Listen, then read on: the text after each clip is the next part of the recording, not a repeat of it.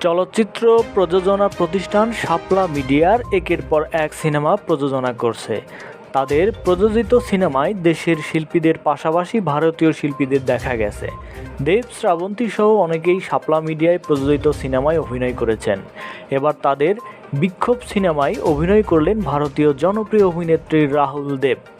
রাহুল দেব মূলত হিন্দি, পাঞ্জাবি, বাংলা, কন্নড়, মালায়ালাম, ওড়িয়া, তামিল এবং তেলুগু সিনেমায় অভিনয় করেন। বিক্ষোভ সিনেমার মাধ্যমে প্রথমবার বাংলাদেশের সিনেমায় অভিনয় করেন তিনি। শাপলা মিডিয়ার সূত্রে এ তথ্য জানা গেছে। বিক্ষোভ সিনেমার শুটিং শেষ হয়েছে অনেক আগেই। শামীম আহমেদ রনি পরিচালিত এই সিনেমায় কেন্দ্রীয় চরিত্রে অভিনয় করেছেন ঢালিউডের জনপ্রিয় অভিনেত্রী শ্রাবন্তী চ্যাটার্জি এবং বাংলাদেশের শান্ত খান। আগামী 10 জুন সিনেমাটি মুক্তি দেওয়া হবে বলে প্রযোজনা প্রতিষ্ঠান সূত্রে জানা গেছে। প্রিয় দর্শক মণ্ডলী, একটি কথা না বললেই নয়, আমাদের চ্যানেলের সমস্ত ভিডিও শুধুমাত্র বিনোদনের জন্য। বিভিন্ন সময় রূপকর্তে শিল্পী কলাকৌশলীদের ছবি ব্যবহার করা হয়। এটা সবাই বিনোদন হিসেবে গ্রহণ করবেন। ধন্যবাদ।